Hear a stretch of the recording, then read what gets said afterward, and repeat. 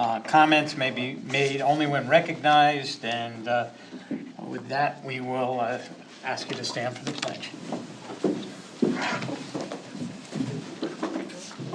I pledge allegiance to the flag of the United States of America and to the republic for which it stands, one nation, under God, indivisible, with liberty and justice for all.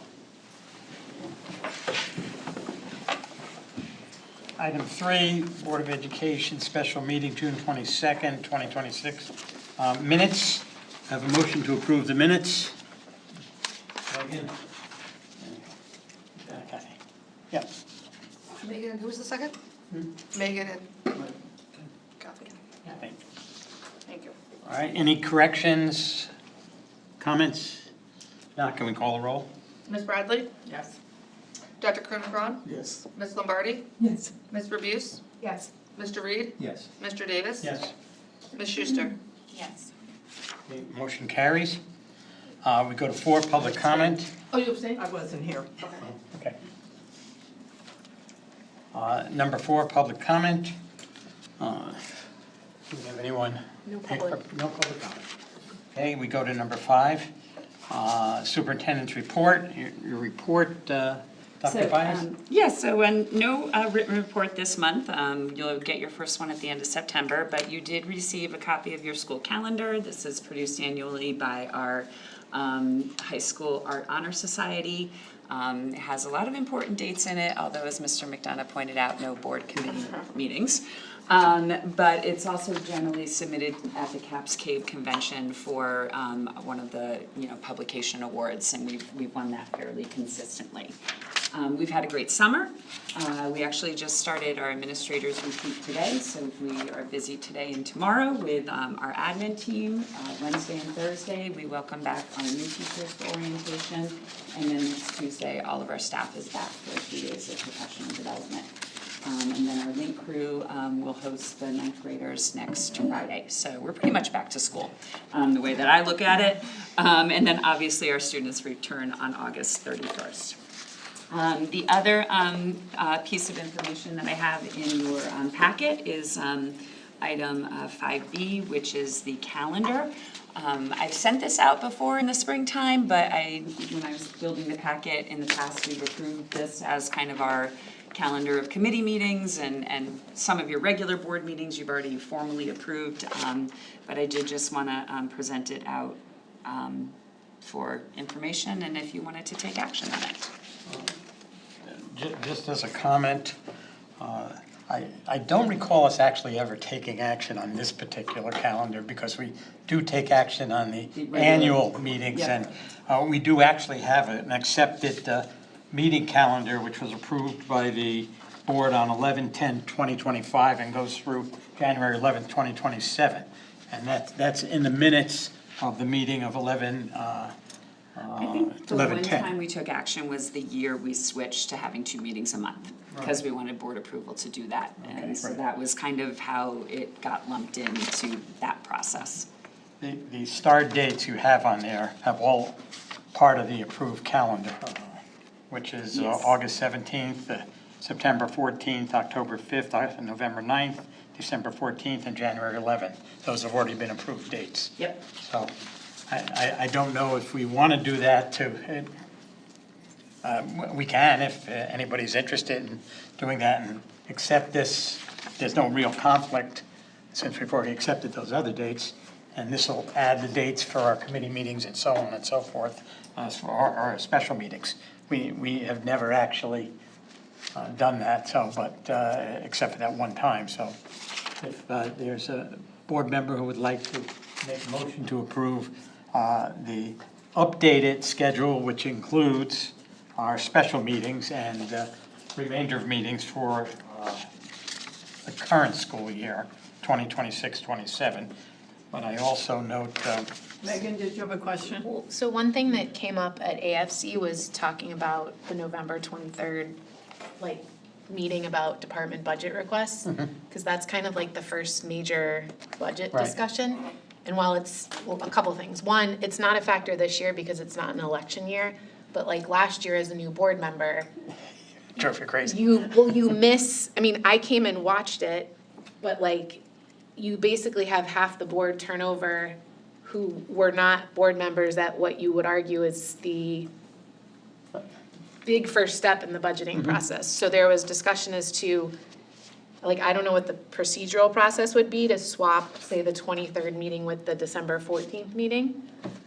Because that's a regular, quote-unquote, regular meeting versus a special meeting, you're not allowed to do that? No.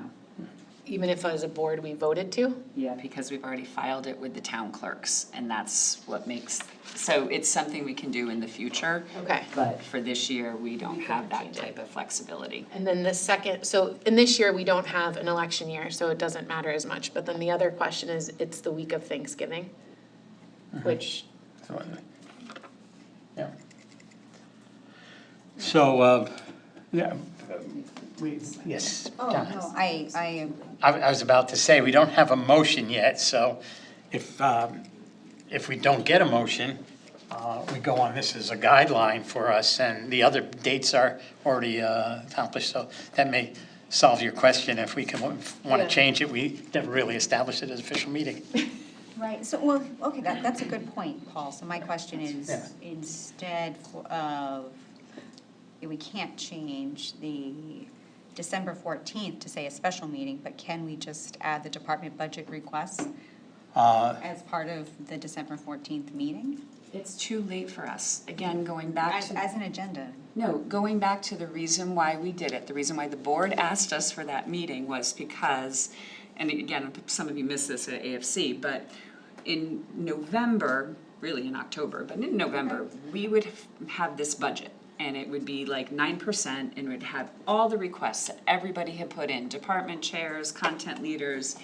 And what was happening was internally, the administrative team was making budget reductions that resulted in the budget that went to AFC at the beginning of January. And at that point, we have to have a fully developed, fully built board budget, like, you know, the old, like the whole budget. So the board had felt, at least the prior board had felt like we were making cuts without the board knowing what was asked for and what we cut. So they asked if we could put in this meeting, because it's only been in place for probably about 5 years, maybe. If we could specially designate this meeting so that our departments and our directors and our principals could come and say, this is everything that everybody asked us for. And then when we came back and said in January, these are the things that we've already pulled out of the budget. Those boards felt more informed, so that's why they asked for this meeting. To do that in December is too late in the process for us to meet the deadline of having the budget ready for the first meeting in January. And we have to have that ready for AFC according to our board bylaws. So this kind of like window here in end of November is like the only window that we have. I just asked, you know, we just looked and said, could we do December 7th? That's probably even almost too late, because you have to remember too, we're dealing with a 10-day holiday break in the middle of all of this, trying to get everything put together. This is kind of our sweet spot. And I think moving it earlier, say to the week of, you know, the week before, you know, November 16th, then that's probably not enough time for us.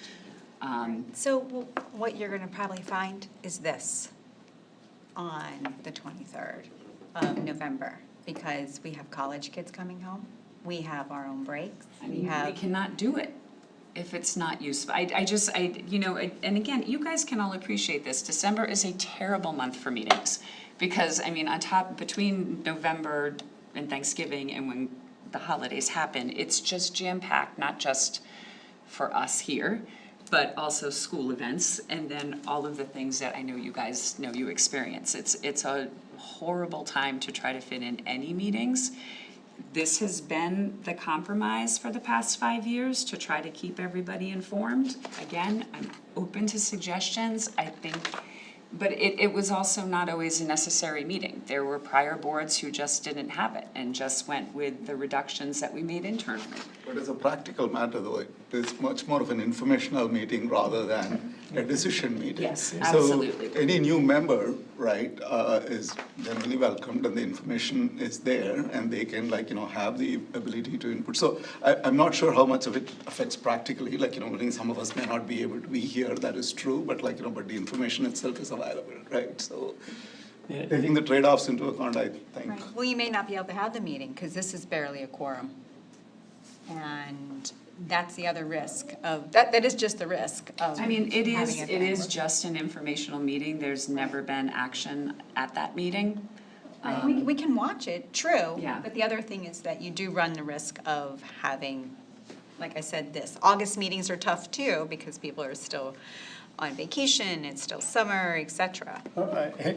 Historically, we've had that meeting just about this time every year for the last 4 or 5 years.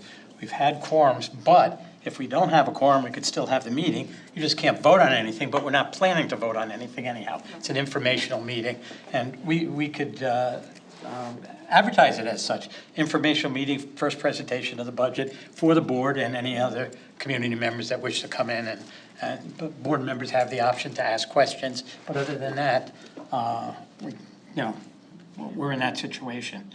So we'll leave that as it is on the calendar, and if something comes up, we can always make a small change, if that's necessary. But other than that, if we don't have a motion to have this as the official voted upon calendar, then it becomes our recommended calendar that we use for the year. And we've already, last year we made a change to it too, because I think there was a meeting that we didn't need to have. So if there's no motion, then we'll just move on to the next item, and this will be a guideline for us. Right, so the only other question I have, I wrote down as well, was December 21st, because we're gonna have the same thing, November and December are difficult. Right. And school climate. So that's when we did school climate updates last year. Again, this is just kind of a rough sketch. It's probably more likely we'll be doing strategic planning then, because that's kind of what I've sort of set aside those second meetings for. And it's kind of, a lot of this is predicated on when we get some of the information from the state that I report to you guys. So I just kind of like put down ideas, and then I sort of watch what the timing comes out for our state reports that start to come out to All us. right, so we just look at it as a guide. Right. Kind of lets us all off the hook. Okay, so we will move on then.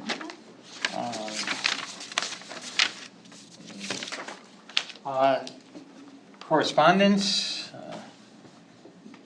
I don't think we've received too much.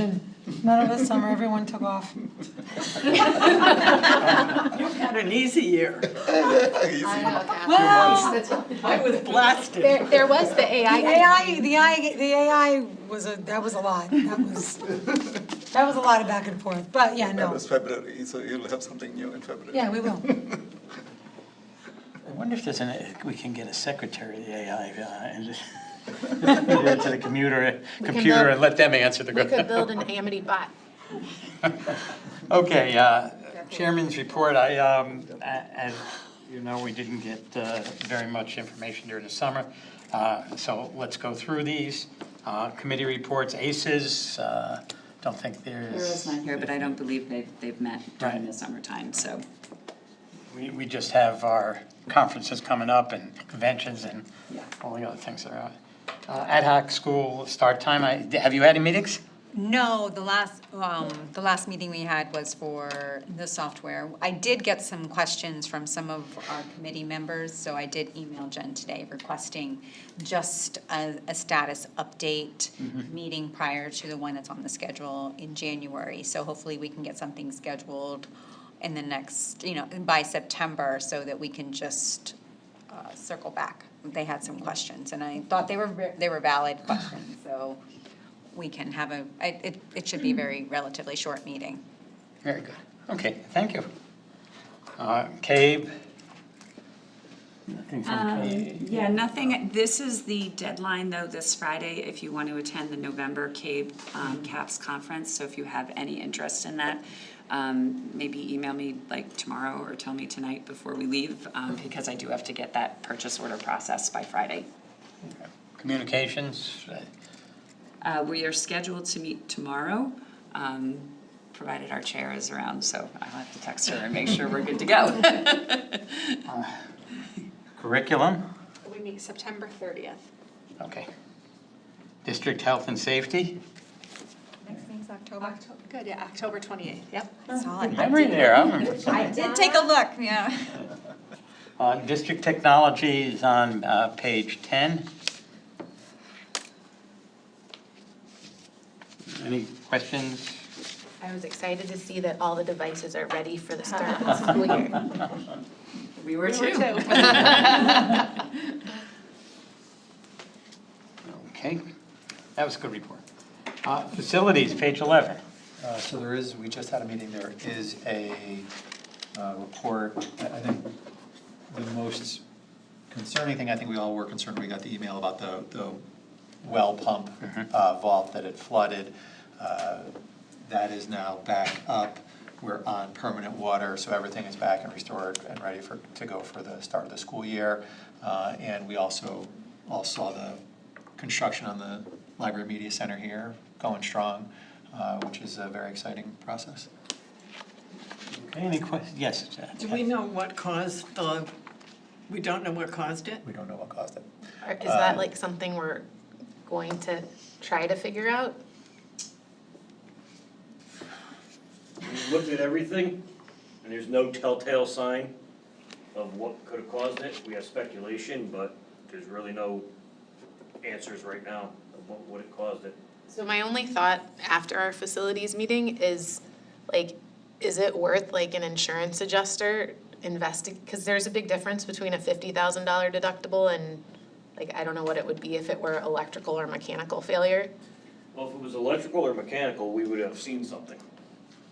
You know, even like now, once we turn the pumps back on, if it was a mechanical failure, the seals or whatever, as soon as we turned the pumps back on and energized everything, there'd be water spraying everywhere. You know, if it was electrical, we would have seen it, you know, when we took everything, all the old stuff out. So there's nothing glaring down there that said, yes, that caused it. Yeah. So we're all still kind of scratching our heads trying to figure out, you know, what the exact reason was. What about safety moving forward? We've been talking about it, I mean, there are pumps in there, and that's one of the questions is, you know, was there such an inrush of water that the pumps couldn't handle evacuating all that water? So we have been talking about, you know, extra redundancies down the road. So we have a couple ideas in place, we just gotta talk about it and see what we can do and when we can do it. So if there was an insurance claim filed, would a fix for redundancies be part of the claim? No. No, okay.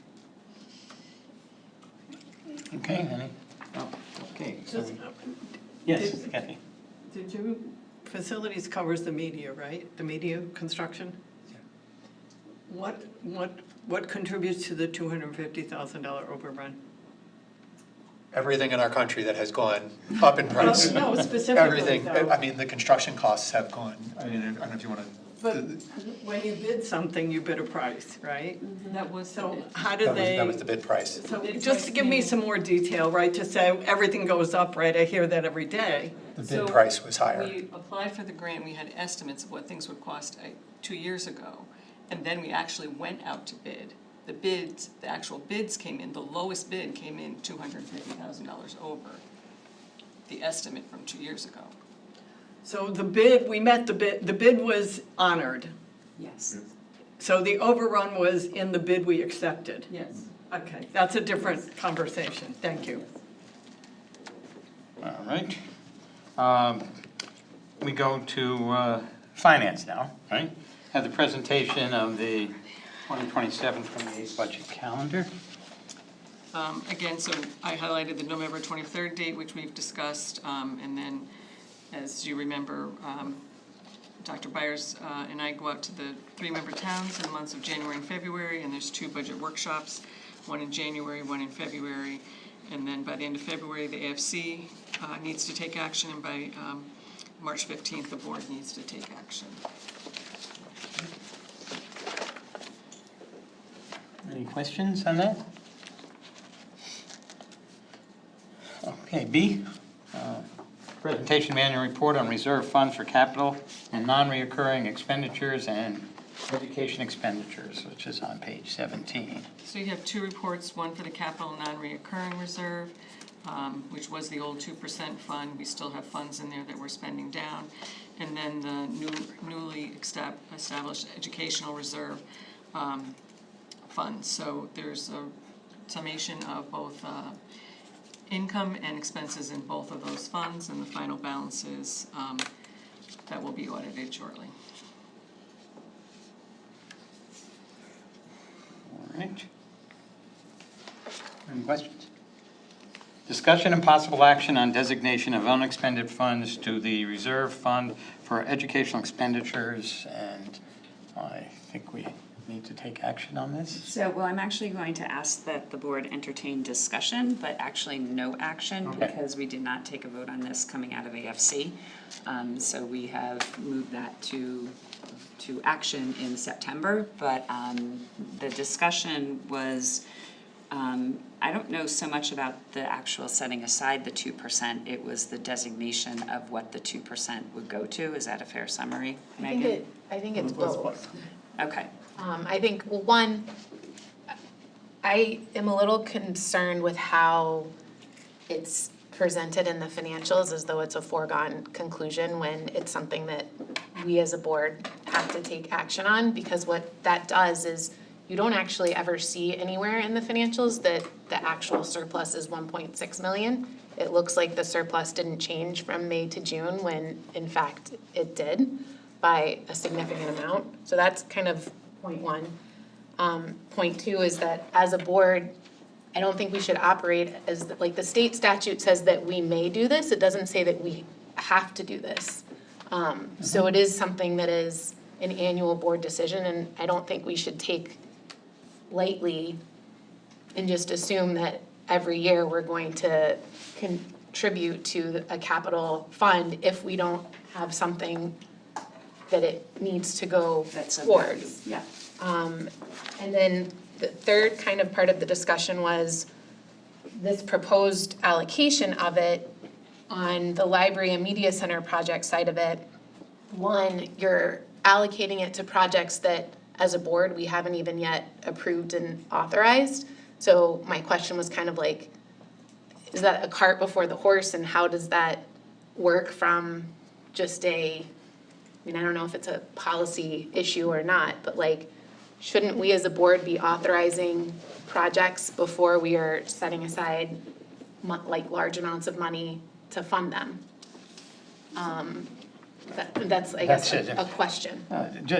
And somebody may correct me if I'm wrong, historically, and I guess Pat, you and I, when we talked about setting aside funds, particularly with the capital one, but even when we changed it, it was the board's feeling that we don't put money in there unless we have a designation of where those funds are going to go.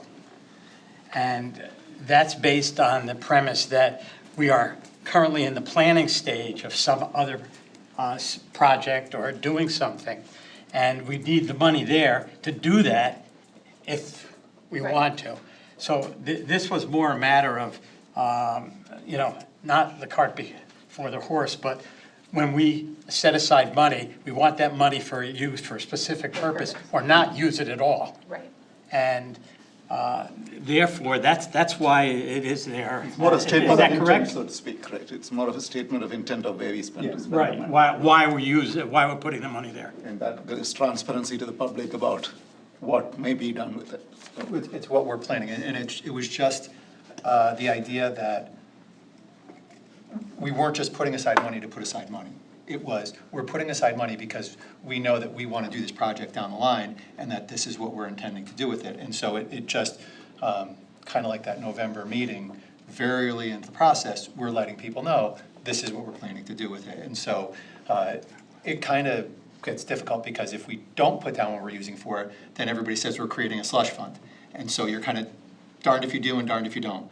And we thought that it was best to go with transparency and just telling people, open and honest, this is what we. Well, and then the other two, I guess, components of the discussion was, one, my personal opinion is that would be allocating something to what I would consider a nice to have, when we know that come spring, we are likely going to be bonding for like potentially tens of millions of dollars for roofs and HVAC, which I would argue are necessities. And so we technically already have $4 million in capital non-recurring funds. Yes, it is all designated.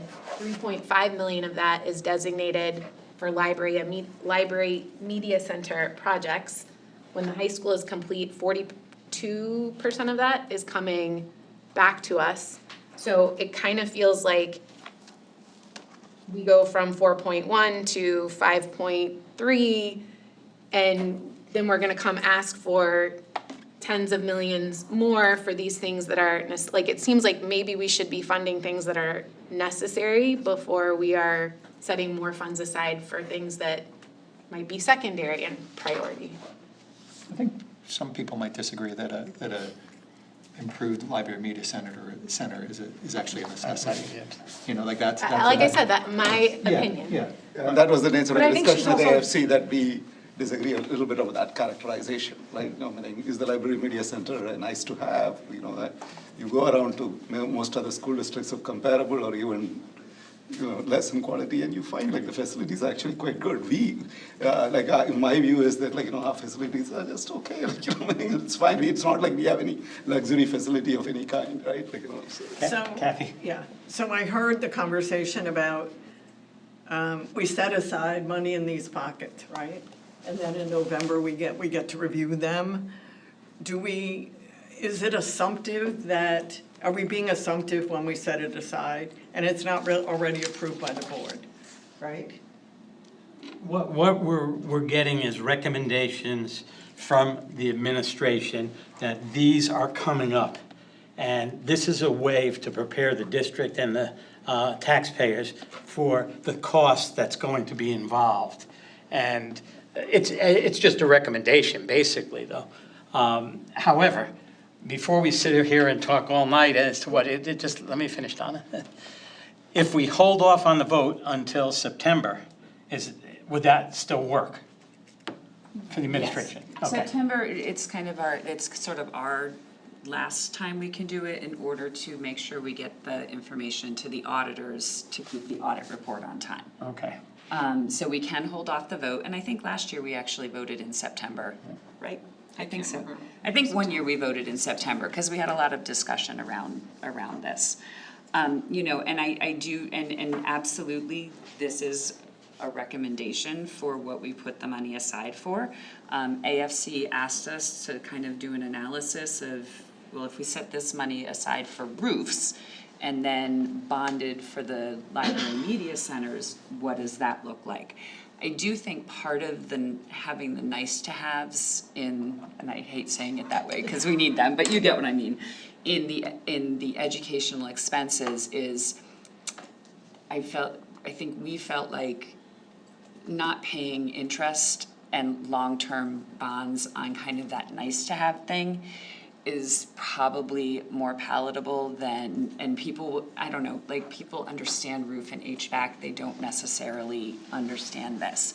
The other reason why we use this is something like the infrastructure replacement is not a bondable item by any means. It comes up every 5 years. Yeah. So there's definitely items we've identified that we always knew, and it's mostly technology, that aren't really bondable, and that's where I think it's probably a really wise use of the fund, because you don't want to bond for tech. I was just gonna. Oh, no. What number did you have if we voted to take the 2%? 5 what? 5 point what? Say that again. Oh, There's 1.9, or call it 2 in capital non-recurring, just short of 2. There's 2.1 in educational reserve, so that's 4.1. And then this proposes roughly 1.2. So then you're at 5.3. That's 10% of our budget. Correct. That is 10% of our budget that we are keeping in reserves. That seems like a lot. And so, without voter approval on a library media center appropriating money to something that has not been approved, seems like something I can't get behind. I think we need to have, it needs to be transparent, go to the voters, and the same with the contingency money. I mean, the voters did approve the 50,000 in contingency money, and now we're at, the number is what, 200 to allocate to? So to go to Right, 250. so, you know, Just keeping in line with actually the comment you made before about having a quorum, we're at a minimum here, and Megan had some concerns, you had some concerns. Right. We all had some points to make, and Right. it also give the administration an opportunity to clarify this. So my recommendation and what the AFC I'd like to make did a is- couple of points if possible, like, so there are two things, right? So the library is something that's been hanging around for a long time, so we put away money and now every year we keep talking about there is some free money kept, because it is something because of the government and the nature of, like, you know, how the refunds have to come in, all of that stuff, like, you know, it's a long process. So, like compared to when we bought the music instruments, we decided, it happened, it was over. So we didn't come every year and say, you kept away 2 million and, like, you know, and then accumulated and said, now it's 5 million, because 3 million of that is like, it's a significant fund. So the fact that we talk about it 3 times doesn't mean that we actually kept money, because that was the nature of this project. Right? Many other projects, we take money and we put it away, and, like, you know, it just helps the taxpayer. So I think we need to remember that instead of thinking that this is some cumulative slush fund that is being created. The second point I want to make is that in thinking about this, like, you know, we are taking money away from the taxpayer or without asking their permission and so on, I think we grossly underestimate the cost of variability to the taxpayer. So one can characterize the learning media center as or a library media center as a nice to have, and we could simply have gone without it for 5-10 years. It's in practice not really. It's something that they have to pay for it at some point. And if we try to postpone and, like, you know, get it everything through the operational budget, we create considerable variability in their year-to-year tax rate. And that is extremely painful for the taxpayer who has to not have an ability to think about what their next year's tax rate will be, or, like, you know, the amount will be. So that's why I think the government allows you to take this 2% and, like, you know, use it towards things that we really need. And I think in this conversation we somehow miss the fundamental reason why they allow for a 2%, to reduce the cost and the variability for the taxpayer. We don't seem to account for that, and we say, oh, well, we can just vary from year to year. I think that's a point that I don't think we ever really talk about. well, isn't the 2% more for towns instead of giving it back to the towns? So local school districts, when we have a regional school district, we get to keep 2%. 2% can be 200,000, or in this case, millions. And that's a lot of money. I mean, you could argue that affordability is a huge issue, and that returning all of the funds in full that the district asked for, did not use, did not need, gets returned to the taxpayer, and that helps the taxpayer. And then in order to...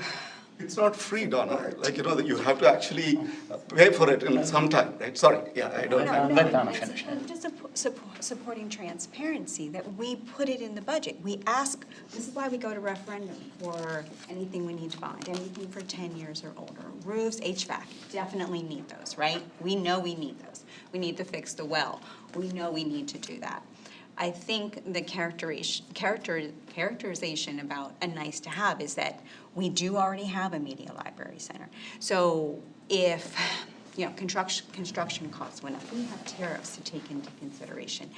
Holding off on projects that are not necessities, the library media center is not caving in.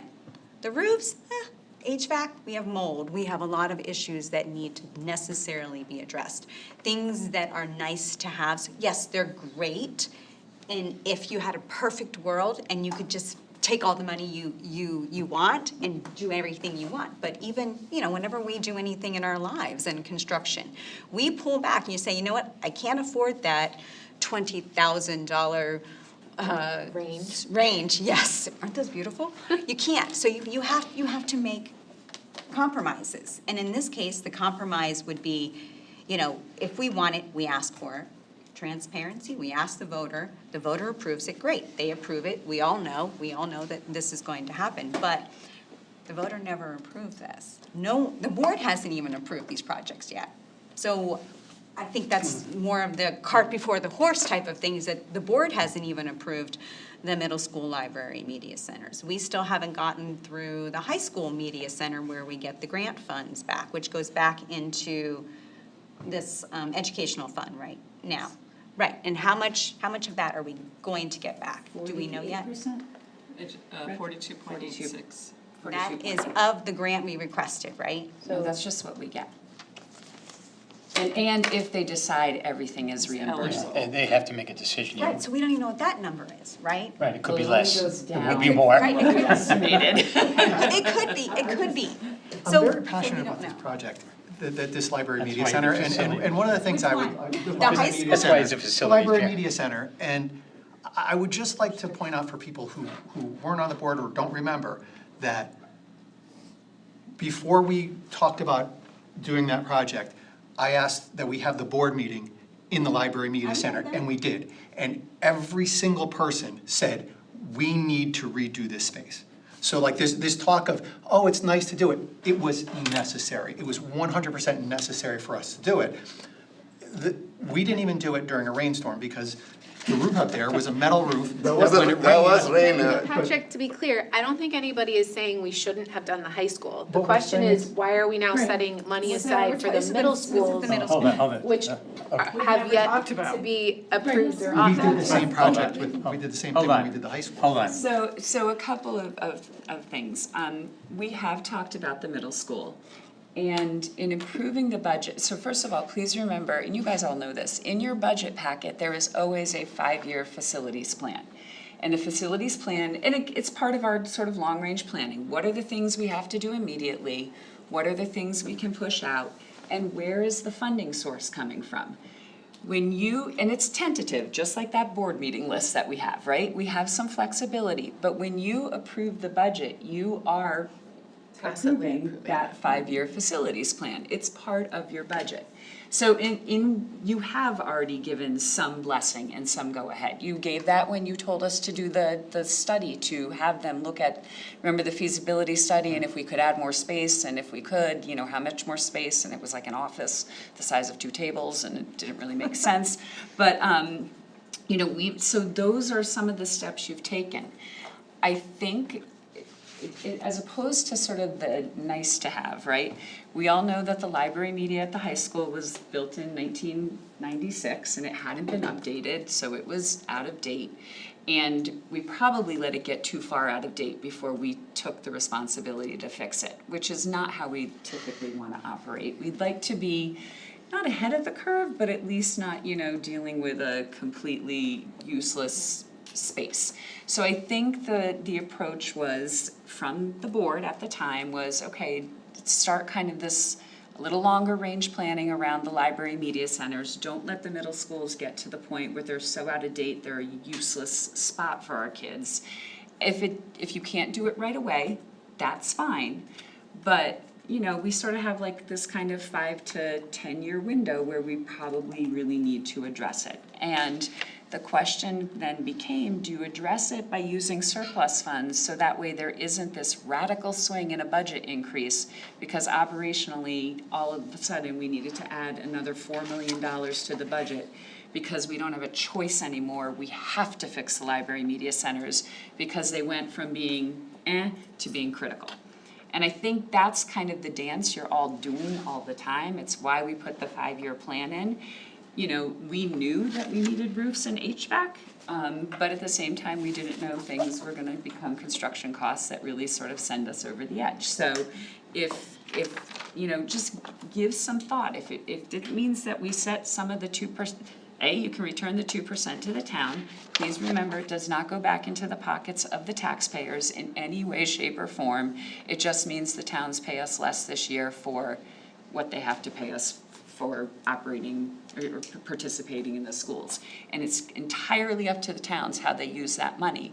Up until now, they have just put it into their reserve accounts. They haven't lowered mill rates necessarily with the result of it. More recently, I think the towns have kind Yes. of implemented it, but you're right about the other thing, that it's going to the town budgets. Have you done? You know, but again, please give us feedback through email, call us, stop in, see me, not Terry, she's away. But then it would be so much more helpful than just having this conversation fresh again at the next board meeting where we're trying to figure it out. Bring suggestions for how we wanna restructure that. And if you don't wanna set aside the 2%, I am gonna make a plea that we really do need the switches. Like I said at AFC, if we don't have technology that actually works, I don't care if we put a new HVAC on the building, it's also not gonna work. I have to have the technology piece in.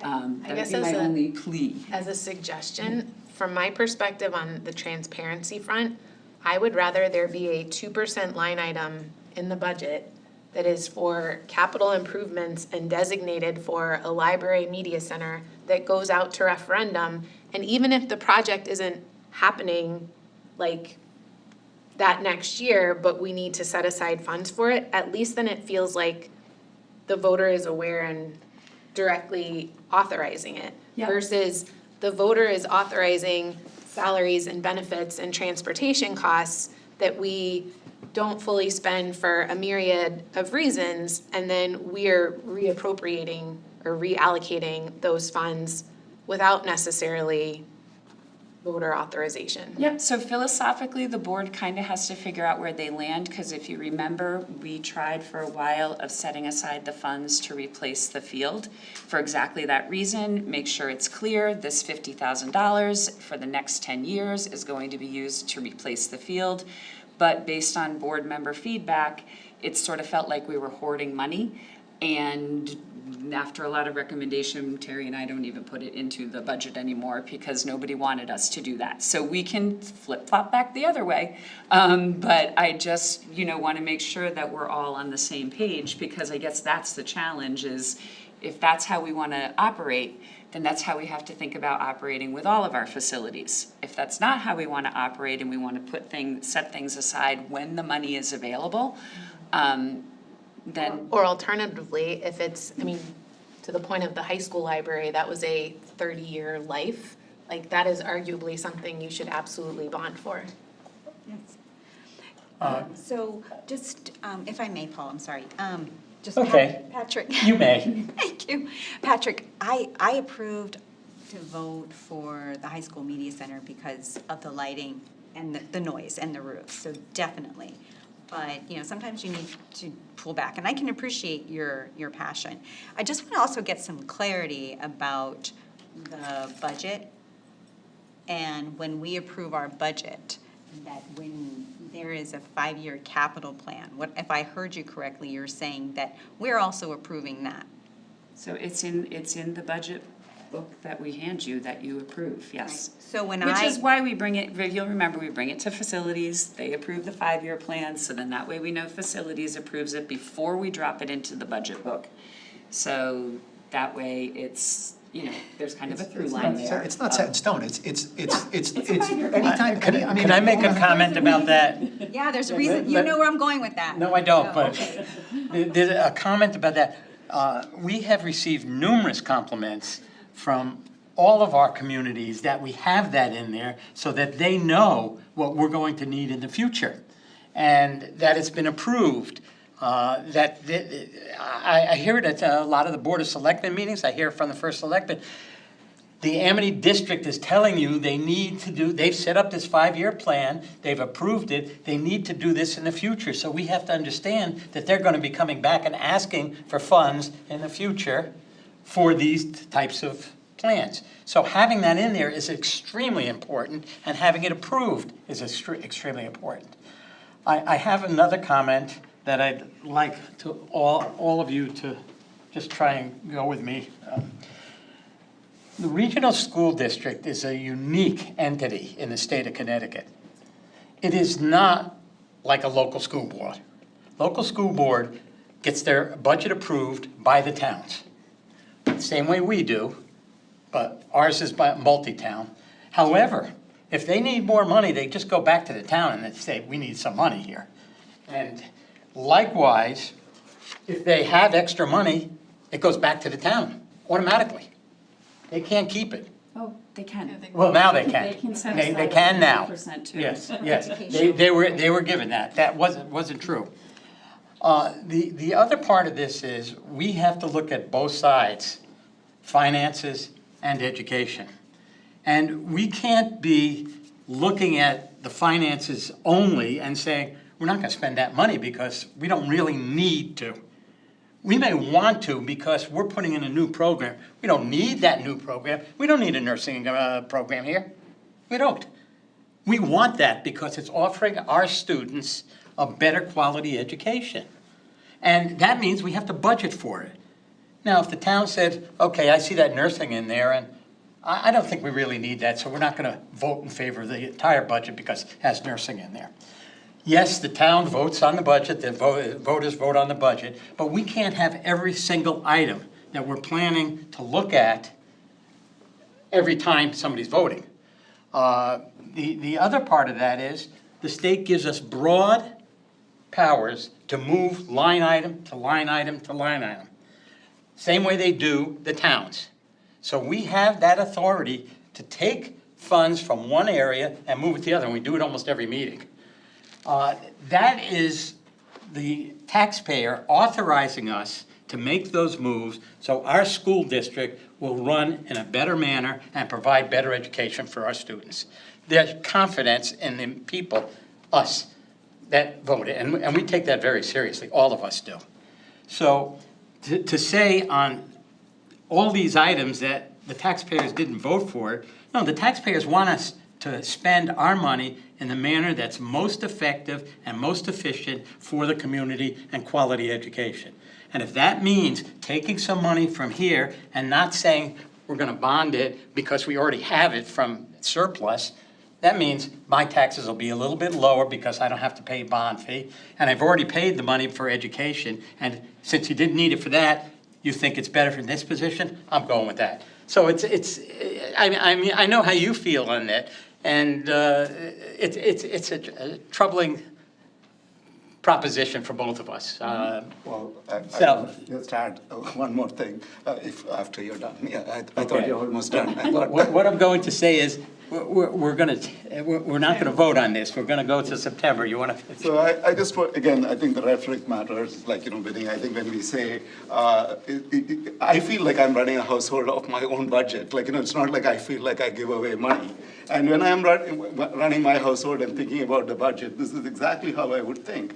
Hey, I need to fix a roof. I need to fix my refrigerator. I have ideas, and I might decide, maybe I want a Sub-Zero, but I may not do that because that's too expensive, and I don't want to do that because for precisely the reasons, and I wouldn't approve a Sub-Zero for our school district either, right? So we're going to approve something relatively inexpensive. But having done that, if I get a bonus, or if something surprisingly, I get a little extra savings this year, that's exactly when I'm going to decide to buy that refrigerator. That's a very common way in which we do it, and this is why the state has not only now allowed the regional school district, but also local school districts to reduce the variability of the shock of, costs. So I think it is no different from how a household manages, because that's how I think about this household. I think of myself as a fiscally conservative person who's actually trying to think about what would be the lowest way to fund a taxpayer. So if you don't want to bond, And I think we've delayed the bonding very well because we've been able to take care of a lot of the smaller things through these budgets. So this has been actually very good for the taxpayer. So I'd like to change the rhetoric instead of saying this is a slush fund, this is something that is costing the taxpayer, to saying that actually the reason I support this is because I think it saves money for the taxpayer. Can I ask for something that might be helpful as we make the decision in September, to be a timeline of when we anticipate actually the roof project, the HVAC project, the middle school library project, and understanding when the flows of funds occur related to, because I think that's another factor, that if to be sitting on, call it $5.3 million, when we're gonna spend $3.5 million, we're gonna get, call it 1.4 back, we may not be deploying that for another 3+ years. Like, I think that would be instructive in making our decision. Yeah, we have that, and it's predicated on the idea that the money for the middle school library media centers was in the 2%. So I can at least get that one to you fairly quickly. If we were to, let's say, for hypotheticals, put the 2% towards the roofs or the HVAC to lower the bond, and then kind of start from scratch with the library media centers, we can kind of guess when that may sort of occur. So we could kind of have maybe two options there.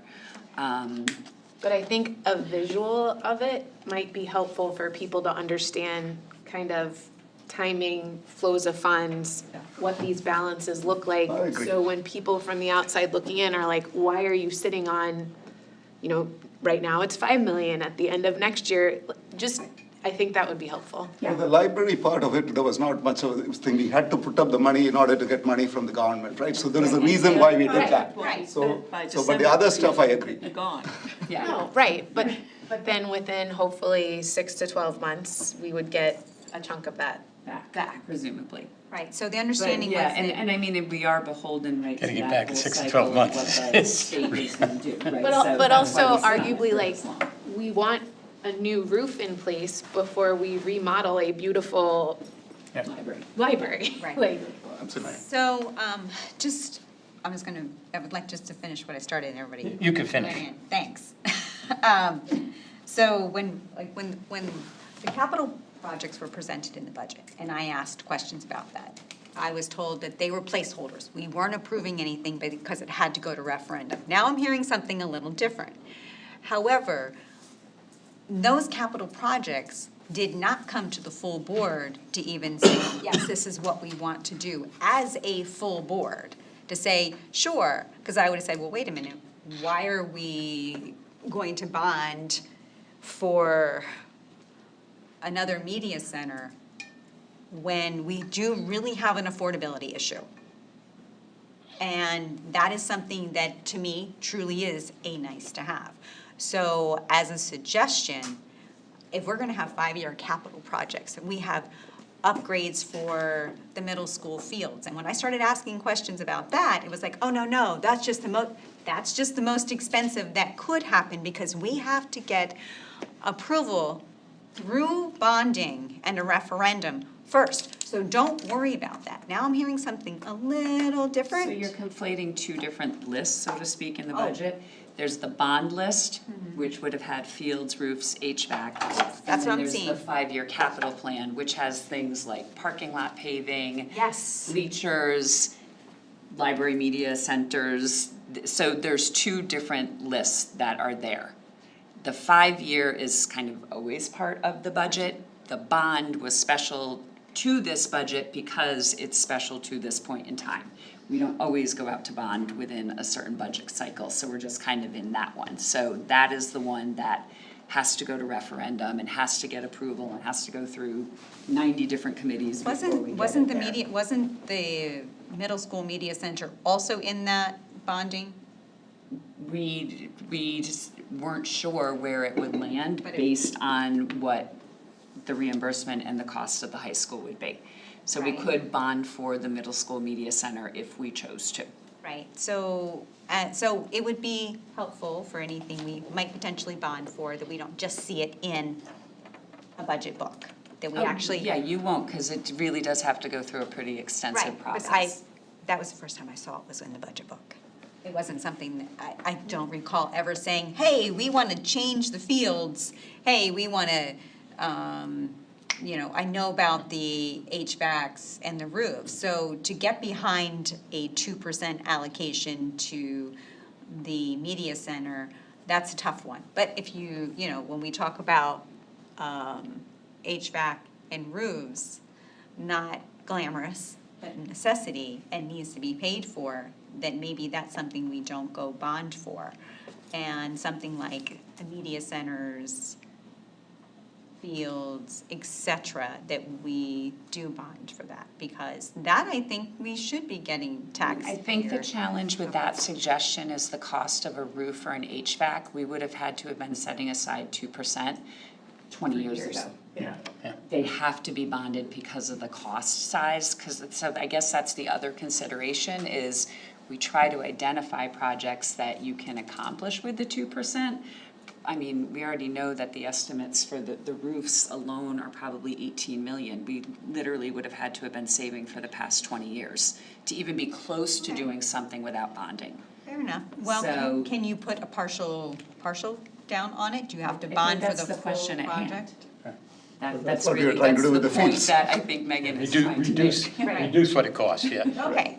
Deal with the affordability issue. I just want to confirm that we don't have to go, we have to go out for the full price tag on this, that no, we can pay some of it down first and get the project started. That is more palatable. No, you wouldn't have the project started. You'd Well, still, I you would just, it'd be like if you have a house that you are buying for 200,000 and you put 50,000 down, you still have a $150,000 mortgage. Oh, no, You I don't get to understand. buy a quarter of the house and then. By a quarter of a roof. But previously, the CNR was required to have all funds allocated, and I think that's why we have a policy saying that. This Never from the Never. state. No, it's No, not. it would just use for capital expenses. Okay, of doing it that way. Just to add, right, so one of the things that I'm hearing, I think Megan's point is an interesting one, right? The fact that we've now decided we have to allocate, and some of those allocations take many years to actually operationalize, et cetera, right? Suddenly gives us this feeling that we're putting away money for long periods of time and keeping it away.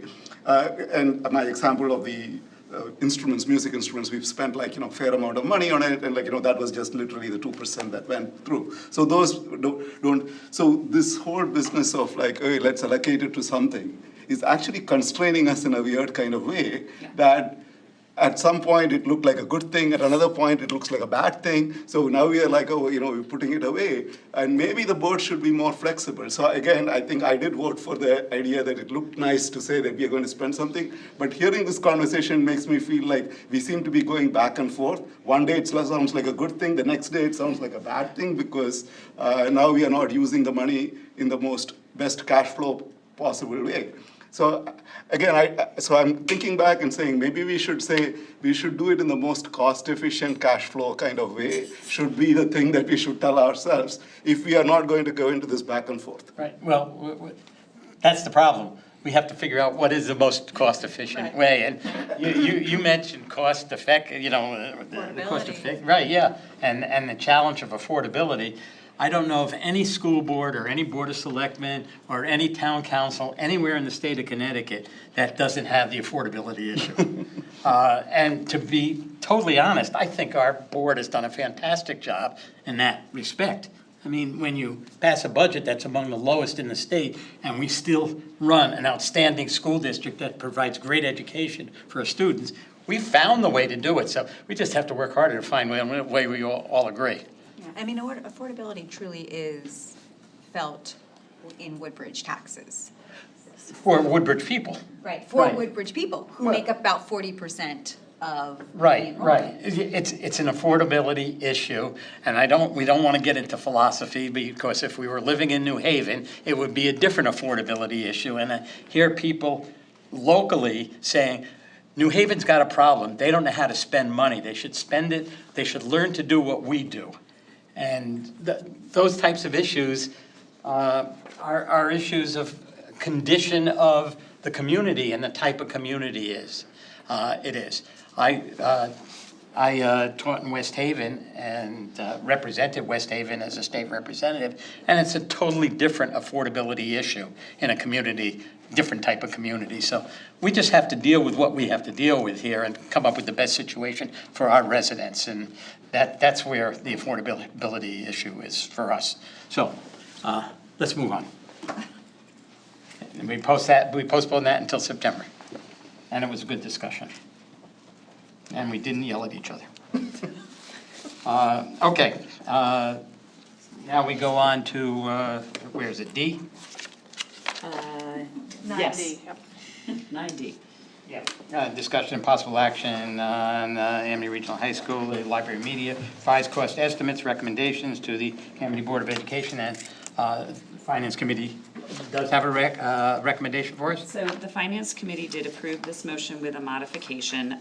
The first that the $300,000 would be set aside for construction and FF&E, and that the funds would come from the educational expenditures account that's already set aside and designated for library media centers. And the reason being that the original project was 3.1 million and there's 3.5 million already authorized in the existing fund. Okay. So, or between the two. Well, very much in the spirit of using the cash flows properly. Correct. The money is already there, we don't need to authorize it from new money.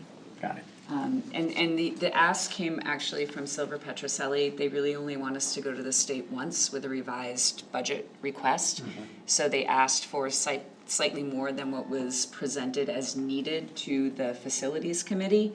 The Facilities Committee actually on page 19 approved option 4, which was to not actually change the layout design of the Library Media Center, but to use alternative sourced products, basically using products that were domestically made, not from Canada, so it saved quite a bit of money on tariffs. And they were gonna also look make sure all of the products kind of fit into that mold. So we may see even more reductions at this point. But my statement was, if it goes over 200,000 that we need, then I will come to the board for additional approval of that remaining 100,000. But they felt confident that should hopefully make us only go back to the state once. And it would be more than sufficient to fix the furniture.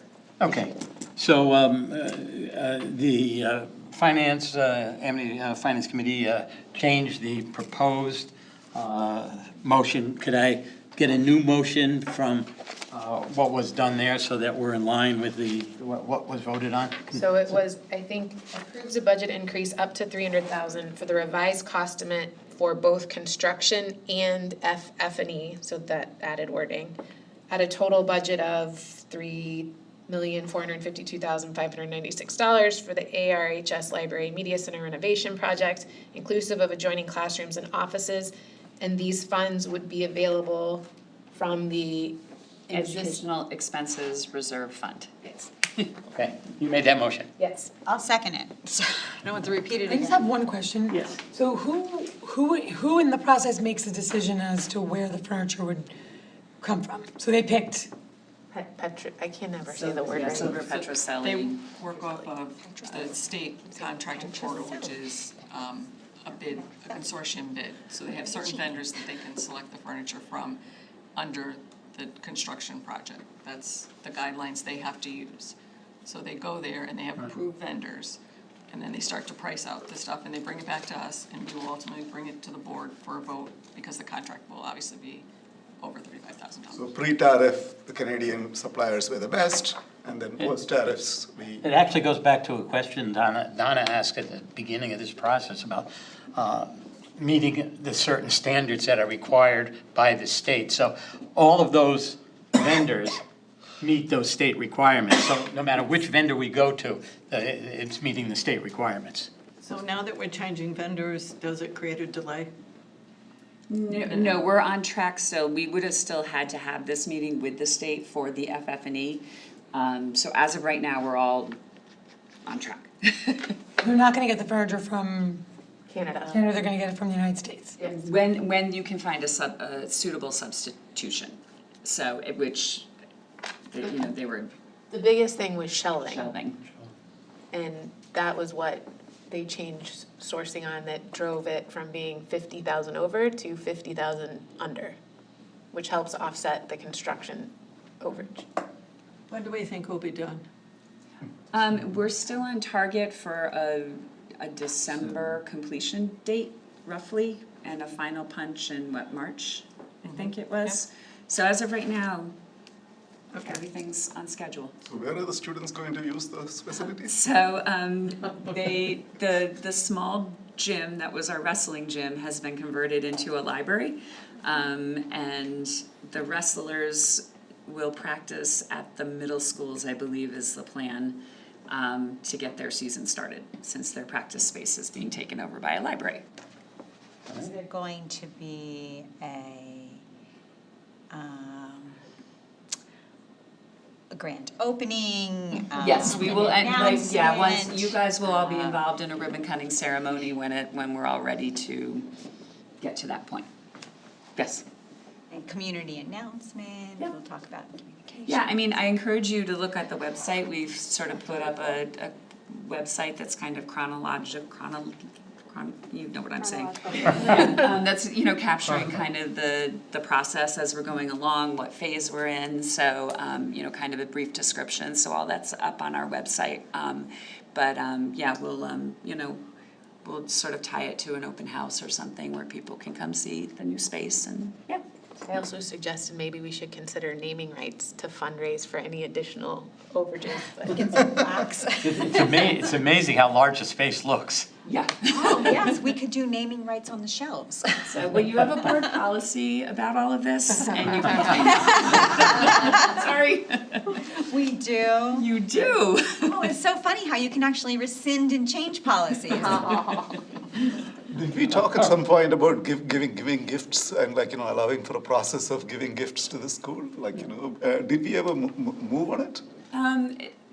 No, we really didn't. I mean, like, the one place where I can think of, like, in the auditorium, people's names are on chairs. So they must have had some kind of donation process when they made the Brady Center. I know Ernie, for the past 4 years, has been working on a brick sidewalk entrance into the stadium where people will be able to purchase the bricks to help kind of pay for the entrance. There's those kind of ideas, but the library already has a name, actually. It's already been named after somebody, so we can't change that. I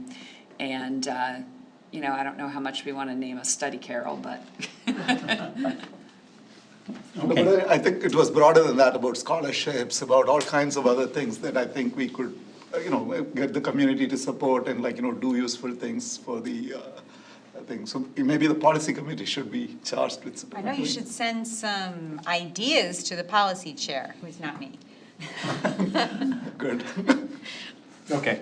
Any further discussion on the motion? If not, can we call the roll on that, please? Ms. Bradley? Yes. Dr. Frederick-Ron? Yes, sorry. Ms. Lombardi? Yes. Ms. Trabuse? yes. Mr. Reed? Yes. Mr. Davis? Ms. Schuster? Yes. Motion carries.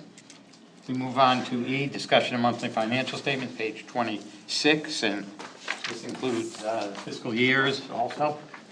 So first, we have the fiscal year that just ended on June 30th. And there is changes in salary lines. And medical being one of the larger changes, and that is being self-insured. You don't know what you're going to pay every month until Thursday morning rolls around and you open the invoice. And the last bill of the month, instead of being a charge of normally $250,000, was a credit of $102,000. So that would create a large swing in the medical account. There was a large swing in transportation. Part of it was settlements that Mr. Brandt made.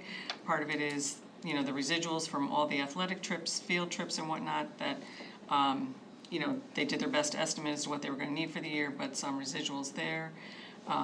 Terry, can I know you said it was a credit instead of an expense. What drives something like that? Right now it's rebates. The Pharmaceutical pharmaceutical rebates? Okay. Yep. It's just the timing of when they hit? Yeah, whenever. That, and also because of the types of medicines that people are using now, we're getting more pharmaceutical rebates than we ever had before. Okay. And this is the first year we've ever had that, so there's been a shift in that sort of area just in general. Okay. Is that a quarterly rebate, or do you get it monthly? Or It could show up at any So week. it can show up like Week to FSA immediately? Yeah, week to Okay. week. But they could be, I may get them week to week, but it could be from 3 months prior services. It's just when they're hitting our account. And am I remembering this right, that you said that it's like you have to reach a certain expenditure threshold, or those are the stop losses? Those are stop losses. Never mind. So for the year revenues, we did end up over budget for revenue, which we can't spend, that goes back to the towns, and that is from interest and from the open choice grant is the main drivers of that. And then for the year, the expenditures were underspent. So we did have enough to put aside to request for the 2% and still have $235,000 unspent that will go back to the towns.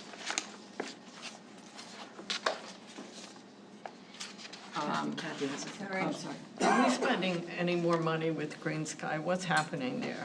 Any more money with what? Green skies. The solar, I mean, It's it's still delayed. just in it's- attorney hands of reviewing, and it's the UI's attorneys right now.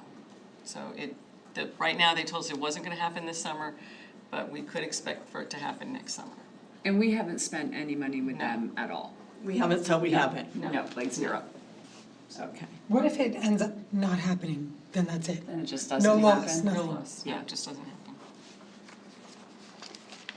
There really is not a lot of information yet for the current fiscal year, just on revenue, adjustment for the tuition rate change that was approved after the budget was approved in May.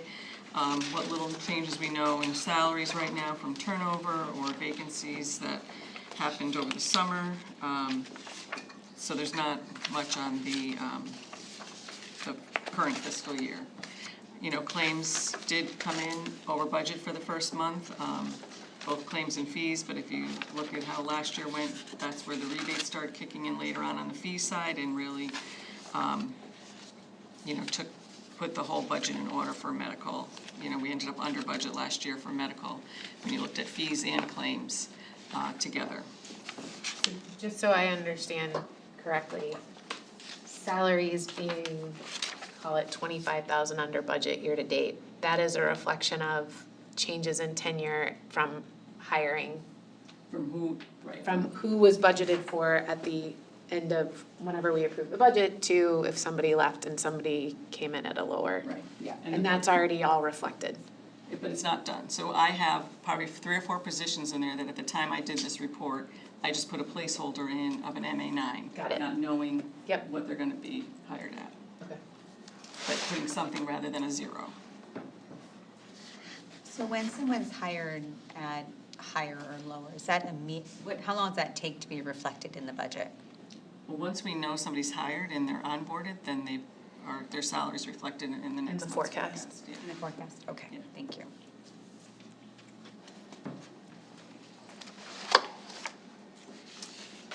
Any questions? More questions? Okay. You want a case, right, or something settled favorably from the special ed side? Mr. Brandt settled some transportation issues favorably so that he had put aside money at the beginning of, earlier part of 25-26, and by mid-June, he had resolved it favorably for the district, so that resulted in a positive on the transportation line. Terry, what's the bottom line on unexpended funds at the end of last fiscal year? 1 million, 1.5 million? It's 1.162 is the 2%, and then you have Right. 235,000 of unexpended funds. You also we also received 202,000 more in revenue, but we cannot spend that, so that will go back to the town. Okay. So you're talking about 1.6 with roughly all of that. All right. Wait, what was the numbers again? I'm sorry, 1.6? Yeah, of which, So say one this point is how you one was the 2%, 235,000 was additional unexpended funds and about 200,000 in In revenue. excess revenue. The total. It comes from. So so Right. 1.3, 1.4 of actual unexpended Right, funds, yes. right? And then, yeah. And what percentage of the whole budget was that? It was about 2.7, I believe. Excuse me? 2.7. 2.7. So, if somebody asks how much money there was that was not expended, and the percentage, it's 2.7 of, so it's not like a, So 2.7 is including the 200,000, right? Because. Including the Including, excess. because. including the additional funds. We're asking mostly only other parts. So it's lower than actually that. lower than that. Right, If we were in a situation where we weren't in a surplus and we had the extra revenue, we would still be able to spend that revenue, correct, or no? No, without No. asking. We'd have to go back to referendum to ask to spend it, let's go back to. because it's not what we budgeted. Okay, so even if, like, the reimbursement rate, okay. So there would have to be a line item for interest income? Question. Is there a line item? No, there would need to be in order to not have to go to referendum. Well, we have a line item for interest income, but what really sometimes the interest becomes higher, but if we anticipated earning 20,000 in interest and we really got 30,000, we can't spend that 10,000, because that's not what we approved as the budget.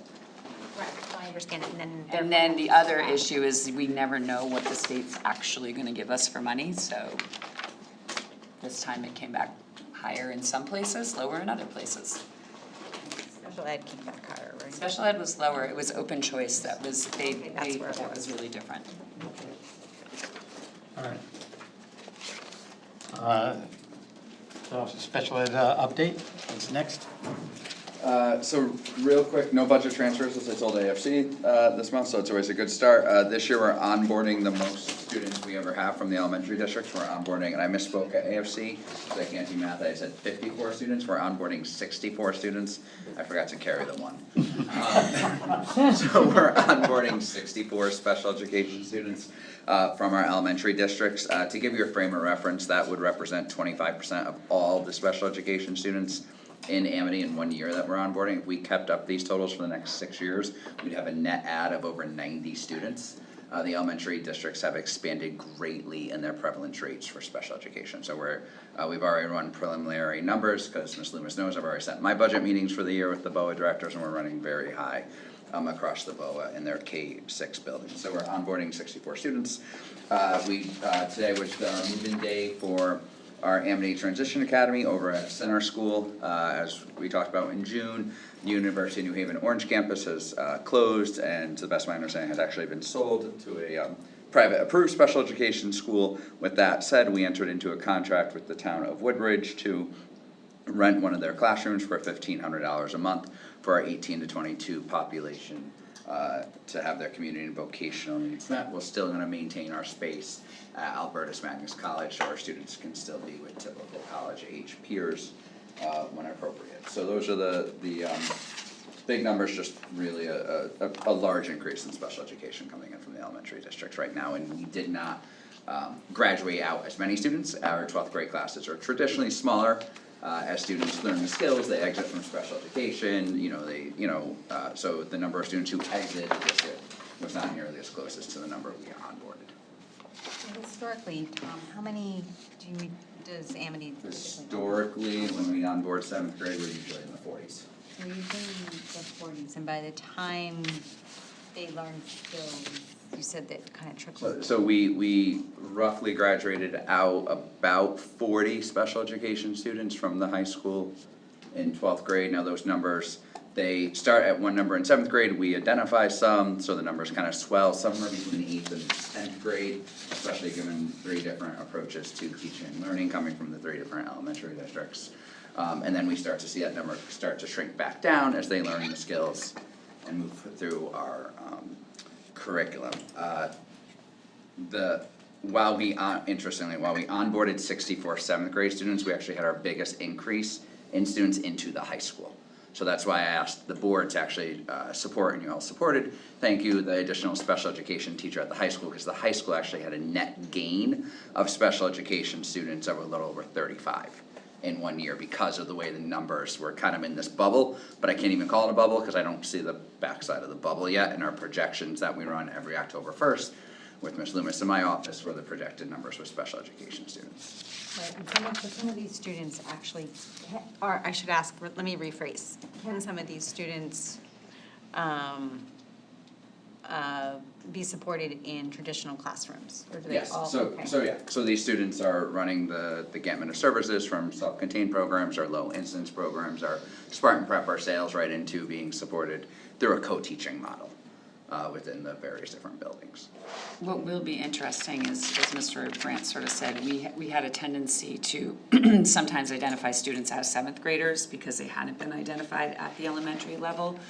It'll be interesting to see if with this higher number who came into us, if we are still going to be doing that, or if there's better alignment between the kids who needed to be identified and their transfer up to us. So that's kind of the question that's still to be determined. If we took in 64 and then identify another 20, then we're in real bad shape. So that's kind of what we have to sort of see, if we have some improved alignment there in identification. Right, so typically it sounds like that the elementary schools might be doing a little more to identify, is the question? I don't know if potentially, yes. Or it just could be more impacted. It could be, We just don't know yet, we'll figure it out. Traditionally, our prevalence rates in the elementary school have ranged between 9 to 14% for the 3 communities. Now we're ranging between 12 and 20% that are coming up towards us. I think the current 6th graders were COVID kindergartners, like when the world shut down. And I mean, I know I've watched that with my kids going through elementary school, like that cohort of kids, I think, is very significantly impacted across the spectrum, like not just academically, but socially, emotionally. Our projected numbers are the next 2 years of onboarding north of 70 students each year. So you've been in contact with the sending districts, like Yeah, so I can already tell you, like, Yeah. I was hoping that this was an outlier and not a trend. But it does seem like and this is just my observation from the one elementary school that I'm at, it does seem like it starts to After the next 2 years. better, like in the grades. Right now, I don't see a dip at all. Like compared, so one of our sending districts used to be as low as 9%, they are trending up to 13-14%. And if we maintain a 20% in one of the other districts, those students, special education's changed vastly in the state. The K-3, I won't go down it, I'm taking a board meeting, the K-3 reading initiative, as Mr. Reed's nodding his head, has impacted a lot of this with identification of literacy and that coming upwards. That just, we're expecting, and we'll have those projections like we always do, but I'm expecting we're quite a while before we get into that enrollment bubble for us, at least right now, in terms of special education. Right, so in elementary school, identifying, it's usually 4 or 5, fourth, 5th, and 6th grade, right, in the elementary school? As our, No, right now, I mean, the you can third is identify probably the births of biggest. 3. There's the big read there. 3, because if you're not reading at grade level by 3rd grade, you're behind. And it starts In the to, most simplest of ways, like with kid courses, almost a mandatory evaluation from the literacy side. So, it's just something that we'll be tracking. I meet with all the directors once a month to go over this, but that's what drives ours. What did you do different to bring the outplacement back? It's the creation of our in-house programs, so the Spartan Prep program specifically for this, that allowed us to return back. We can basically go in and say, everything that you're receiving at your out-of-district placement, we can provide you and an Amity education within, for this specific student here at the high school. Again, I don't know whether you'll be able to give us data on this, but a couple of reasons why this must be increasing. One is, of course, COVID and the others, but like the other thing could be that we are seen as a district that actually does a good job with special education, Right. so we draw, our community draws more people. Or So that could be one, or it could also be that, like, identification is better. But if the identification is better, then the cost may not be of the level that, so it's not like every special ed student costs a lot more, right? There is the really big one. So how do you see that distribution changing? Is it like more marginal people being identified, or is it really like we are drawing in on, because we are seen as a community that actually does a good job? I think we're definitely seen as a community that can educate more students in district. I think parents do value, there's several social media forums you can follow on different things where the, special education parents have, safe spaces. I think we're valued as a BOA, as districts who value keeping students in-house. And I think, likewise, we're also valued though of that we're willing to outplace a student if that is their ultimate needs. Right. And that varies so drastically.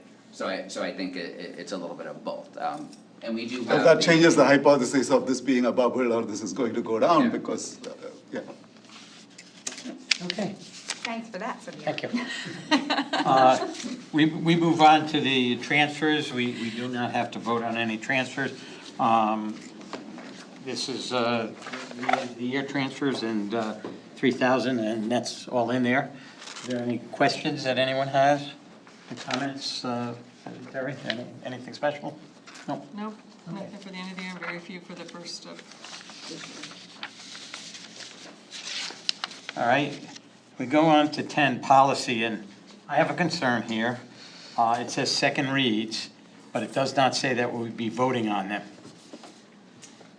We do not have our discussion and possible action. Right. So, Yeah, I don't know if we have the authority at this point to amend the, I mean, I don't know if past practice exists, I know you've asked us to change that, Lisa and I forgot, but we have always listed policy this way. right. We And have it's that discussion it's and been known that possible there's a second read, we vote on it, but, Yes.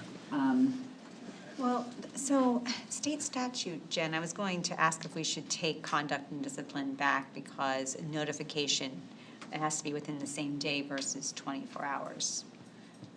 For restraint and That's for seclusion. restraint and seclusion, but we Yes, also so have that's a not notification in here too. We have a separate restraint and seclusion policy. Right. Than the conduct and discipline policy. I think the question was, and I know we've had this conversation during policy, that notification not within 24 hours, but I would like to see that also, since the state is changing also in here, that notification is the same day instead of within 24 hours.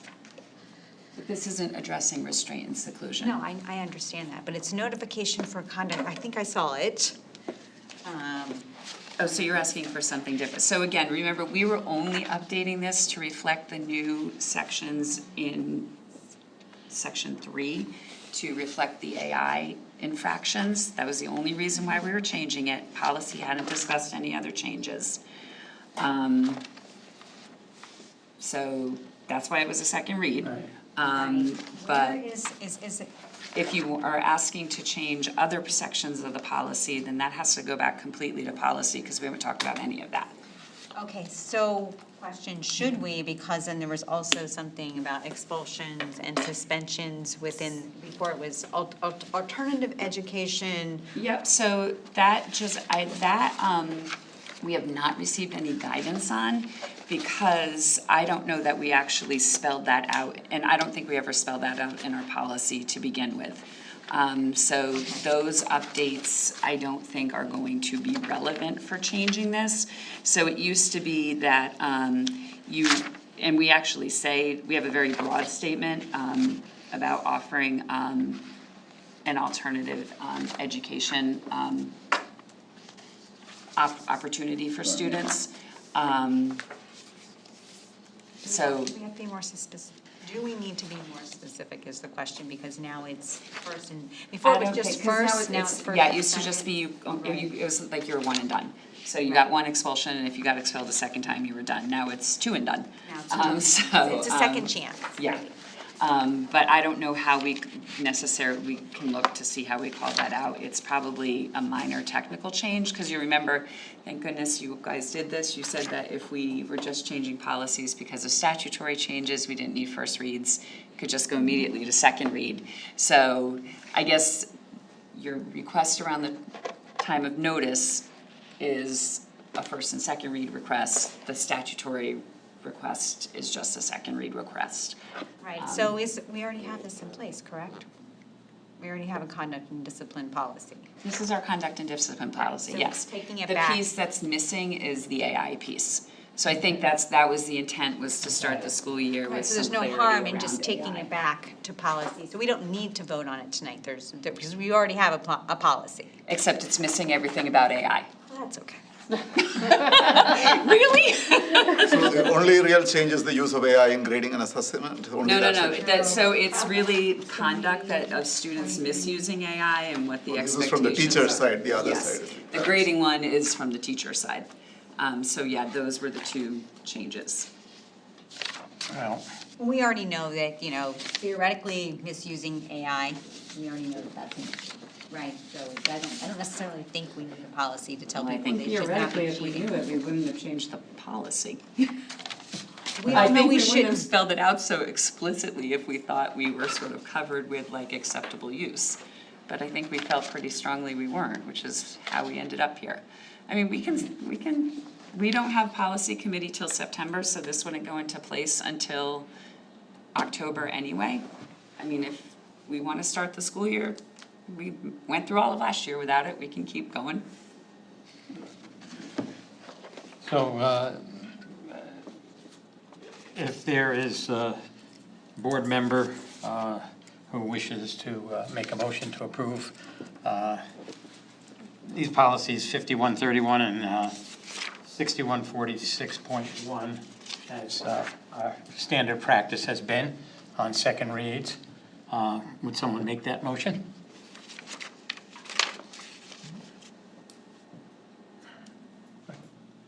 I can make it so we can have discussion. Do we need to have a discussion, or more discussion on it? Yeah, I'm happy. I mean, to- I- have Goes a back to motion and policy. seconded, yeah. Okay, I'll make the motion. Patrick made the motion, So the- Yeah, I'll second. Sudor. Can we make an alternative motion? No, not with policy. you just vote it down, Okay. you just vote it down, and it goes back to policy. Okay. We're supposed to say how people should vote, just by way of Well, I didn't tell her how to vote, I told her what happens She if said if you I vote. feel that there should be an alternative. I didn't I hear didn't that. say, hey, Megan, vote this way. I missed her question, I just heard, What was the question, Meg? It was, she asked if we could amend the policy. Oh, right, no, right. Right, and I Or the was motion. just, or the motion. Oh, can you amend the motion? No, because then amendment would suggest that you have changes. We're voting the policy, yes or no. And whatever reason you're voting yes or no, if it's yes, it goes into effect. If it's no, it doesn't go into effect and it goes back to policy. And they can bring it back next month, even if they don't have a meeting. It can be posted, I don't think, unless there's some change. yeah, I guess my question would be, and again, it's helpful that there's a motion, do we have at least a second on the motion? Yes, we do. I mean, if you're voting to make changes to the grading policy, I'd like to know what those are, because I just had a question on the grading policy, Okay. so you made the comment that the only change is the addition of the, use of artificial intelligence. and the piece of headings, because it didn't have headings originally. it. Okay, I know that there was also changes from the state about assessments, but is it that we don't have guidance on that yet as well? So my question was just that if we're changing the grading policy, does it also need to be changed to reflect? So we have a separate, so yes, so the weighting of grades and how a final grade is calculated, we don't know what the state's incentives are yet for us to eliminate midterms and finals. That's still very vague. That was my Yes. question, and Yeah, I knew no, that that think- had happened, but I think that would be didn't know. putting a cart way before a horse right now, so. So I just let's didn't know not- if that was something that needed to change, and we're like, why would we It may, yeah. wait until we, but, That was 2027, right? well, it was passed in 2026, but I think the state has until next summer to give guidance or something like that. Yeah, they've got to examine what they're doing. So usually when you give us these things, like it's highlighted what the changes are, I'm struggling to actually identify. So we always, our process has always been, we highlight it on first read, and then when it goes to second read, you see what the clean copy is going to be. But So- I'm really trying to look through, so if you could give me a sense of where exactly the changes are, then that would be helpful in thinking about how I want to vote about it. So the changes in the conduct policy are going to start on page, I don't see where the page is. So it's under section 3, Like list of 50 things or whatever. the list of 50 things, and so it starts with number 10, which is I see that, yeah. the first reference to artificial intelligence. And then I am There's 22, and I'm really trying to understand what exactly is the difference between 10 and 22. So They sound a lot similar. One is harassing, Right, one's harassing and Yes. threatening. one is, 10 is harassing and threatening. 22 is, False or misleading content. yes. That's the production of content and distribution.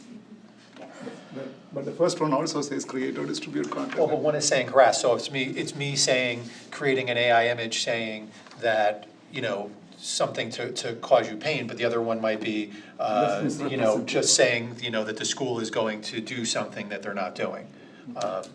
You know, So this is not at all about conduct in the classroom or like, you know. in Well, the- like 20 is about, is kind of the whole sort of Academic plagiarism, cheating, academic piece. 34 is, Why couldn't this be all put in like, you know, AI so that like, you know, in people an can. AI section, we put them into sections like where it was close to other. Conduct, that other Yes, other conduct that you conduct, wanted. so yes, it is scattered through here as opposed to just the AI section, because we wanted to kind of Okay, I have, got it, yeah, thank did you. we run this through AI to see if there were redundancies? Can I just, was policy, this was taken up with policy when, do we know? policy had been working on Working on this it for all months, so- spring, so- they had and approved they approved this. it, okay. We put it to first read in June, this is why policy is so difficult to do over the summer, but everybody knew that this was just reflective of changes related to AI. I raised the issue as a point of information that we didn't have posted as a vote, but we have traditionally had this, when there's a second read, we do vote on it. My feeling is that the policy committee worked on this for quite a while. They approved it and they sent it to us, and it's probably a good idea to have this in place at the beginning of the school year. So essentially, just to help me understand, like there are 4 paragraphs that have been changed, and like, you know, and the question before us is, do we see anything problematic about those 4 paragraphs? Because we could always add more things, but, right? I mean, and again, it was well researched, we looked at a lot of Yeah, no, other it policies seems reasonable from to a me. lot of other places, we used AI. These were the things they told us we really should address in our policy. Those look fine, yeah. Okay, yeah, hopefully that clarifies for everybody where we are. My only concern was just how it was presented. I updated our template, so it will be Okay, in in the there for future, future right. reference. It says policy, discussion, and possible action, so Okay. it'll be in there for moving forward. Right. Yeah. and can we just pop, especially in a situation like this where it's like, this was from June and now we're, You don't remember? like, can we just have like black lines? Or Red line. even if you want both, like, it's just helpful to. right. I agree to keep the changes, but then it actually says for, let me get, alternative educational programs for expelled students in B. Placement, it says for the first time. Well, if you would like, we can make that revision and approve it as, With edits? with edits. Okay. Put it for 2. Can you repeat what you said, Donna? So it's under alternative educational program for expelled students. So the CBA, before the district, it was providing alternative education for the first time you were expelled. Now it's first and second time for 16 and above, 16 to 18. And the policy reads, as it was originally required under statute for the first time, but now it's actually the first and second time. But then there's also a notice, and I'm You trying say to which find- page, Donna, sorry. It's under section 10, Okay. Back up. A. It's the 94th page of the packet. That really helps, yeah, thanks. Just to reiterate, that was Actually, it's, 94th page of I thought our. it was 93, but yep, it's under B, and and you could. Megan's good with numbers, let's show her. I would just like to say I'm grateful that we don't have paper copies of all these packets. And we you do don't wanna go something. here. You could I see amend it. the second sentence and turn it for the first and second time, and you would have the policy up to date with statute and revised for AI. Okay. And what about the notification? The notification is still appropriate. Does A have to change as well? No, because a student who was under 16 just got alternative ed Okay. indefinitely. So it's really for this particular call out. And nothing has changed on notification except as related to restraint and seclusion statutorily. Can you point me to this, like, 10-page policy where I would find the notification I'm looking for expulsion? I cannot. I think it's, Helpful. Section 11. Hold on, I'm coming. no, that's just notice once the student is expelled. This has to do with if a. Education, right. If a child is restrained, like, say my child does something that has to be restrained, like I have to be notified that same day as opposed to. I think it's under. Within 24 hours. But we have, I think we have notification on here, I'm just trying to. It's under, it's Roman numeral 16, notification to parents or guardian. Hold on, I was. 16. Roman number 16. Wow. Page 98. 99. Thank you. My pagination might be different. 'Cause I'm on All right, hold on. I have 14, I'm getting there. Notification, there we go. Because I can write in it.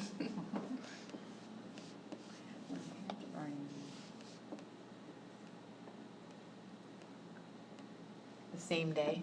We just changed. Right, can we do the same day or? I don't know that that's always logistically possible for us. Can I you mean- provide an example? Yeah, if something happens at the end of a school day or on a bus ride home, and it's going to result in a suspension, but we may not be able to notify the parent until we've completed the investigation, which wouldn't happen until the next day if it happens sort of at the end of the day. There's probably frequent instances when we have a behavior infraction at the end of a school day that is going to result in we don't expel kids very much, but a suspension, but we don't know that until we've conducted the investigation the next day. This is a notification expelled, it is only for suspended or removed from the class. So Yeah. this is a removed from the class, so if a So we student is. sometimes pull students out of class because they can't function in the classroom at that given So, time. let's say, for example, this is why I want to take it back to policy, so we're not having this conversation now. Yeah, so then why So- don't we go to vote? Well, I just want to explain why I'm having these thoughts. And it is because notifying when a student is removed from the classroom, let's say it is the end of the day, right? And you're sending a student home, but the parent doesn't know, which could result in a expulsion or a suspension, but I don't know if that student's going to actually share with their parent that this has happened. And it's But we're also beneficial. not going to suspend or expel them until we've completed due process, which may not happen until the next day. So if a student is removed from the classroom, are they allowed to return to the classroom the following day? Depends on the circumstance. So shouldn't the parent, just a question, shouldn't the parent be notified and know that the student is not welcome back in the classroom? Within 24 hours, yeah, this gives us that window of time that allows us to do that. So what happens to that student when they go back to school the next day? Well, if they didn't want to go back, would you have them go, if you didn't want them to come back the next day, would you We call would've- them, yeah, you we would call the would've called parent in that and situation? said, this is what's happening, but more than likely, we want the parent to bring them in so we can conduct the due process, so we can talk to the student. But I guess separate from this debate, isn't it the state who's now requiring that the notification be the same day? No, that's just for restraint and seclusion. Okay. That's the just, only thing. right, so I'm having this conversation because I feel that it should also be applied here, and so the parents, the guardian parent is not shocked, uninformed. or- I would say that in practice, our staff will notify people the same day.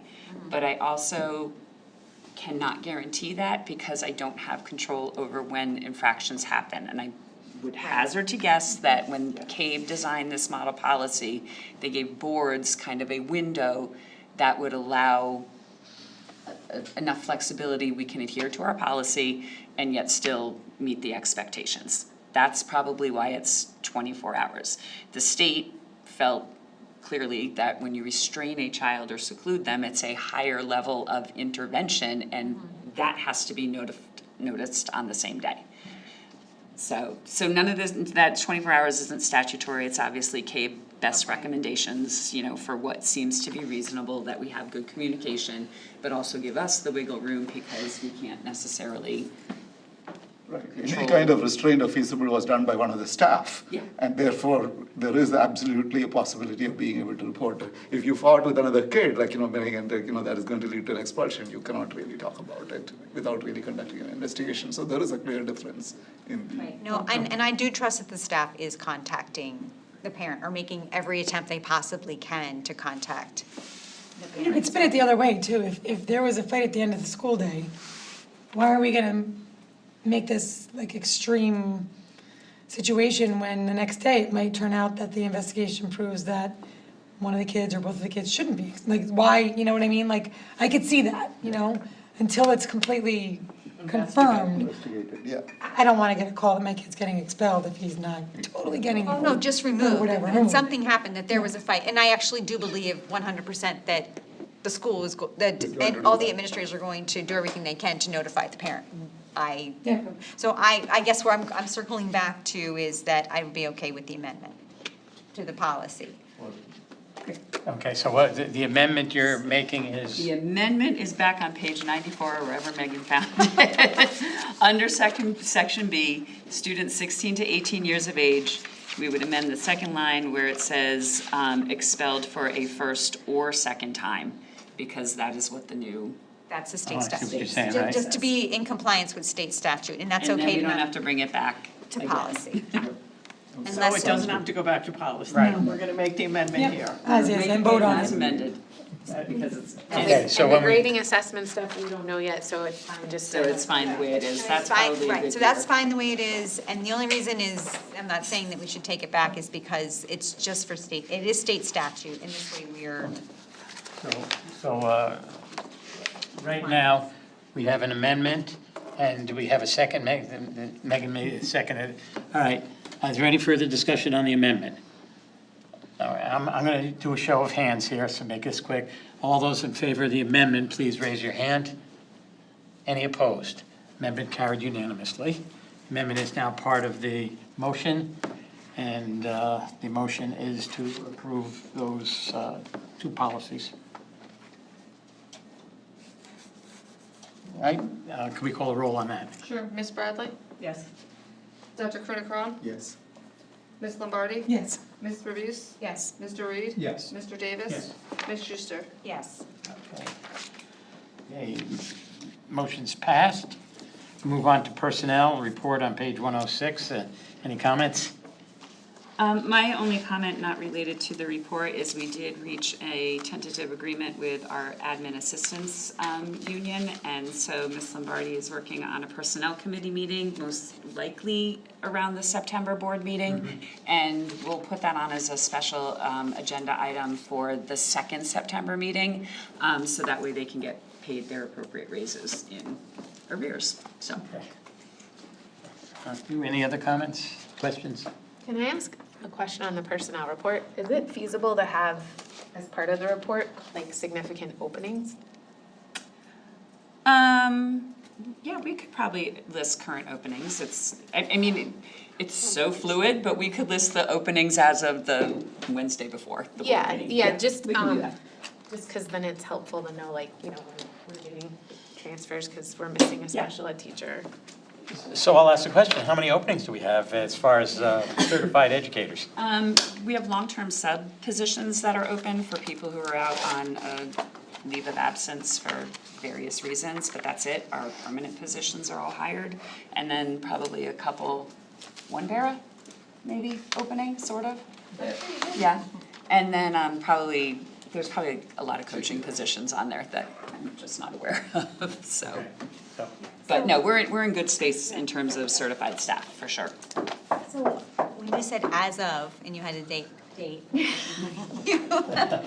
is it, I appreciate all the work that goes into pulling these packets together.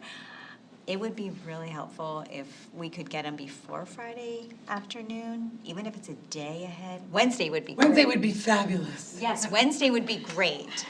It really would. It's a lot of information to digest in a short Apparently period it's of time. 100 and how many pages? 106 pages. Like, especially like in terms of getting feedback back to you. Yeah. Like, if you would like us to submit questions and things prior to our meeting, it is helpful for us to have time to digest, ask questions amongst ourselves. Let me bring this back to my staff who puts everything into these packets to see if they think it's feasible. I would appreciate it. It's just 106 Oh, yeah, pages worth of information on Thursday. Friday. Or Friday. Or Friday, because sometimes it's Thursday, sometimes it's Friday, and then now it's just like, Yeah. you can't even, it's hard to digest. Nope, I understand. Or even to create your own opinion about it. Yep, no, I understand, so. And it's on the weekend. Yeah.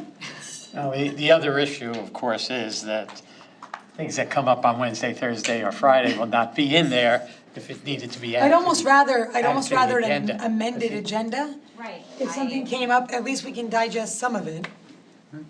Yes. Okay. All right, items for the next agenda due to the chair, August 31st, and are there any other questions, announcements, special, anything special? If not, without objection, we are adjourned at 8:33. Any objections? No objections. 3 minutes over. Thank you. No, we didn't, we started 10 minutes late. Oh, you're right. Started late. We did good, and we had a lot of discussion, so. The Finance Committee.